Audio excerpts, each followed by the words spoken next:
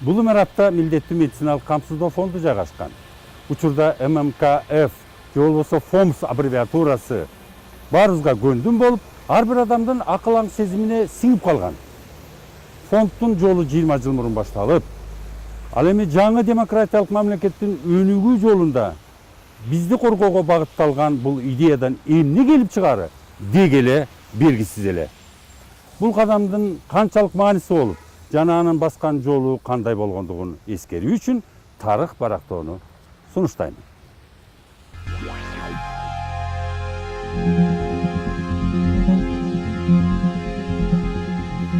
90 жылдардын башында Кыргыз Республикасынын экономикасы көз карандысыздык алгандан тарта ал социалдык, анын ичинде саламаттык сактоо чөйрөсүнө кескин таасирин берүүсү менен оор абалда калды.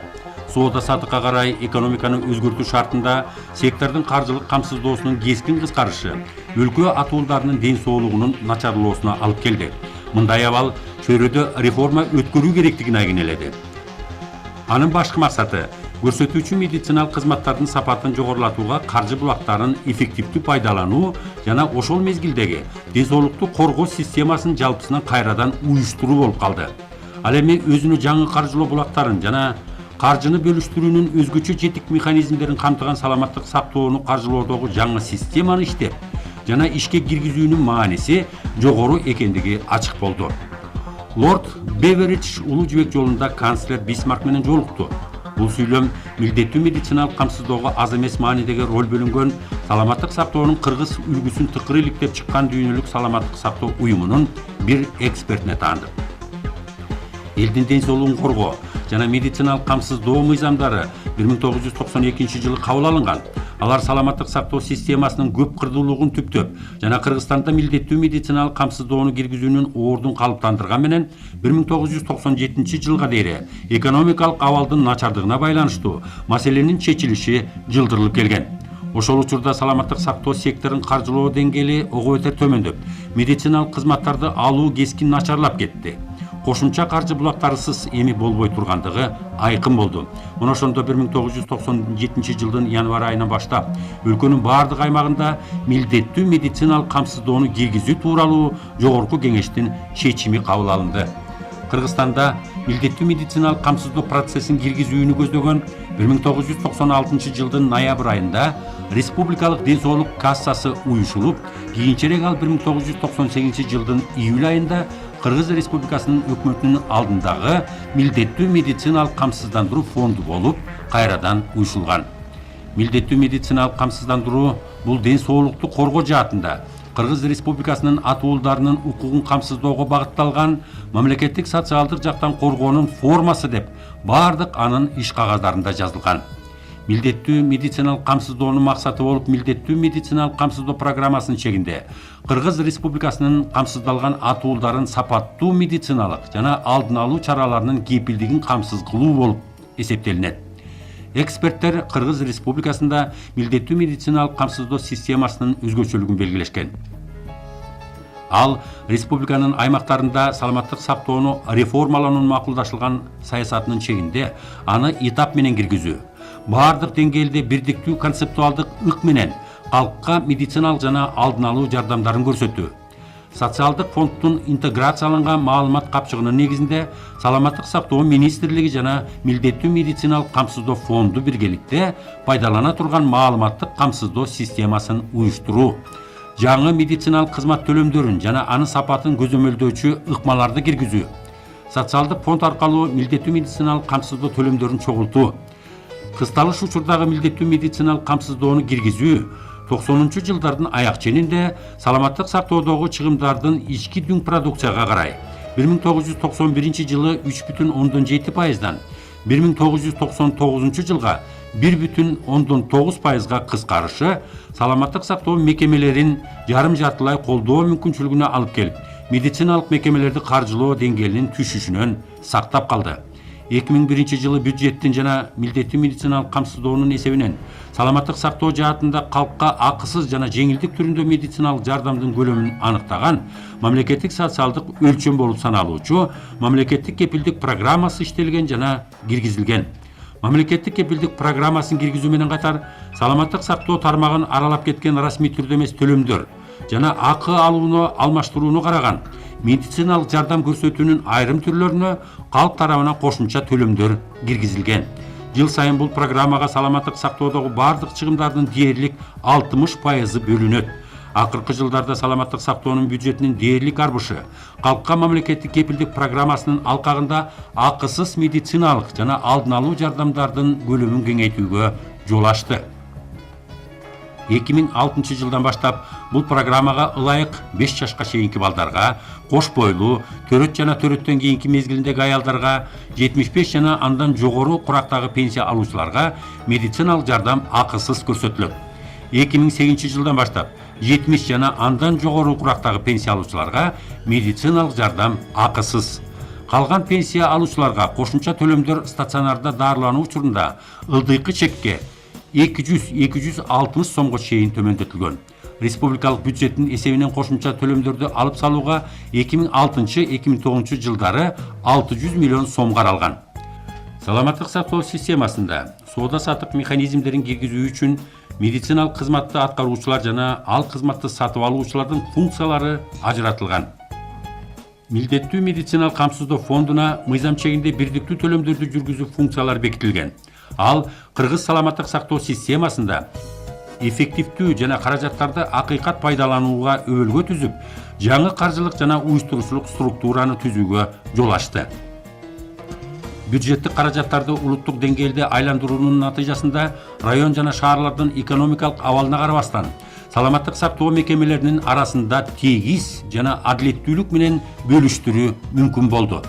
Уюшулган алгачкы күндөрдөн баштап милдеттүү медициналык камсыздоо фонду аны каржылоону приоритеттүүлүк жолуна коюу аркылуу саламаттык сактоо тармагынын баштапкы деңгээлин күчтөндүрүү саясатын улантууда. Саламаттык сактоонун каражаттарын улуттук деңгээлде айландыруунун натыйжасында милдеттүү медициналык камсыздоо фонду бардык аймактар боюнча баштапкы деңгээлин каржылоонун нормативдерин калыптандырып элетин болбостон, жалпы каржылоо көлөмдөрүн 2006 жылдагы 23%дан 2009 жылга карай 40%га жогорулатууга жетишти. Баштапкы деңгээлде медициналык кызматтарды көрсөтүүнүн мүмкүнчүлүктөрүн жогорулатуу максатында камсыздалган атуулдардын дары-дармектерге экономикалык жактан ачыктыгын жакшыртуу үчүн 2000 жылдан баштап республиканын бардык аймактарында акырындык менен баштапкы деңгээлде камсыздалган атуулдарды дары-дармектер менен камсыз кылуунун кошумча программасы киргизилген. 2003 жылга милдеттүү медициналык камсыздоонун кошумча программасы акырындык менен бүтүндөй республиканын аймагына киргизилген. Бүгүнкү күндө камсыздалган атуулдар дары-дармектерди дарыгердин рецепттери аркылуу жарым-жартылай төлөп алышат. Калган бөлүгүн дары сатуучу мекемелерге милдеттүү медициналык камсыздоо фонду төлөп берет. Дары-дармектерди төлөп берүүнүн баасынын деңгээли орто эсеп менен 50%ды түзөт. Жыл сайын аталган программаны ишке ашыруу үчүн 75 миллион сом багытталган. Андан сырткары социалдык мааниге айланган ооруга жабыркагандарды камсыздоого жыл сайын мамлекеттик кепилдик программасынын алкагында 25 миллион сом багытталган. Аталган программаны киргизүү дарыгерлерди амбулаториялык деңгээлде дарылоо менен эле шыктандырып тим болбостон, келишим негизинде мамлекет жана жеке сектордун активдүү кызматташуусунун жакшы мисалы болууда. Келишим негизинде программаны ишке ашырууга катышкан жеке кызмат көрсөтүүчүлөрдү кеңири тартуунун натыйжасында дары-дармектерди сатуучу түйүндөрдү кеңейтүүгө мүмкүн болду. Милдеттүү медициналык камсыздоо фондунун өзгөчөлүгү фонд жөн гана келишимдердин негизинде медициналык кызматтарды төлөп бербестен, көрсөтүлүүчү кызматтардын сапатына мониторинг жүргүзөт. Республиканын саламаттык сактоо тармагын реформалоонун жалпылай алкагында ресурстарды пайдалануунун эффективдүүлүгүн анализдейт. Милдеттүү медициналык камсыздоо фонду жыл сайын стационардык жана амбулатордук деңгээлде медициналык кызмат көрсөтүүлөрдүн 60 000 окуяларынын сапатын эксперттөөнү өткөрөт. Кардарларды анкета жолу менен алардын алган кызматтарга болгон канааттануулары, ошондой эле борбордук кеңсеге жана анын аймактык башкармалыктарындагы ишеним телефондоруна түшүп турган даттануулары жана сунуштары иликтенет. Ишеним телефондорунун иштеши өзүнө атуулдардын кайрылууларын анализдөө жана карап чыгуу, кардарлардын медициналык жана дары-дармектерди алуу сапатына болгон даттануулары, алардын укугун бузууга алып келген себептерин жана дарылоодогу мүчүлүштүктөрдү аныктоого катышкан медициналык кызматкерлер менен болгон окуяларды териштирүү кирет. Клиникалык практикага стандарттуу дарылоонун ыкмасын жана ооруларды дарылоонун сапатына мониторинг жүргүзүүнү киргизүүдө жакшы натыйжага алып келген мыкты мисалдардын бири болуп, ашказандын жара оорусу жана 12 кабат ичегинин өпкө астмасына чалдыккандарды доктурга жаткыруунун төмөндөшүнүн туруктуу кыскарышы эсептелет. Калк менен иштөө жаңыча иш ыкмасын калыптандырууга негизделген. Тактап айтканда, маалыматтарды жана билимдерди солгун берүүдөн өнөктөштүк карым-катнашка өтүү, жалпысынан коомдун көйгөйлөрүн чечүү кандай болсо, ошондой эле айрым кошундардын, элдик топтордун, ар бир адамдын приоритеттерин аныктоого негизделген. Өзүнүн ишмердигинде милдеттүү медициналык камсыздоо фонду кардардын талаптарын урматтоо менен укугун коргоону, көңүл кош болбоону, калктын талаптары менен муктаждыктарына көңүл бурууну жетекчиликке алат. Саламаттык сактоо системасында максаттын сапатына болгон көңүл кош болбоону таануу. Бул система адамдарга кызмат кылууга милдеттүү туурасында түшүнүктүү калыптандырат жана адамдын кадырын урматтоого шек келтирбейт. Кыргыз Республикасынын 2009 жыл 22 октябрындагы Кыргыз Республикасынын өкмөтү жөнүндө мыйзамына ылайык, ошондой эле Кыргыз Республикасынын Конституциясынын 7, 42, 47 беренелерин жетекчиликке алып, Кыргыз Республикасынын Саламаттык сактоо министрлигинин алдындагы милдеттүү медициналык камсыздоо фонду Кыргыз Республикасынын өкмөтүнүн алдындагы милдеттүү медициналык фонду болуп кайра түзүлгөн. Бул чара мамлекеттик саталды коргоонун булактарынан мамлекеттик кепилдик программасын каржылоого багытталышын которууга, мамлекеттин бюджетинин каржылануусунун эффективдүү пайдаланышын жогорулатууга мүмкүнчүлүк ачуу менен камсыздоо принциптеринде каржылоонун жана мамлекеттик медициналык камсыздоонун негизине таянган адамдардын ден соолугун коргоо жаатындагы укугун камсыз кылууга багыттоого жол ачып, медициналык кызмат көрсөтүүлөрдүн арасында атаандаштыкты кеңейтти, кардарлардын тандоо мүмкүнчүлүгүн түздү. Жеке кызмат көрсөтүүчүлөрдү мамлекеттик кепилдик программасын ишке ашырууга тартуу, мамлекеттик саламаттык сактоо системасындагы каржылоочу үстөмөлдүктү төмөндөтөөрү күтүлүүдө. Милдеттүү медициналык камсыздоо фондунун тарыхы Кыргыз Республикасында уланууда.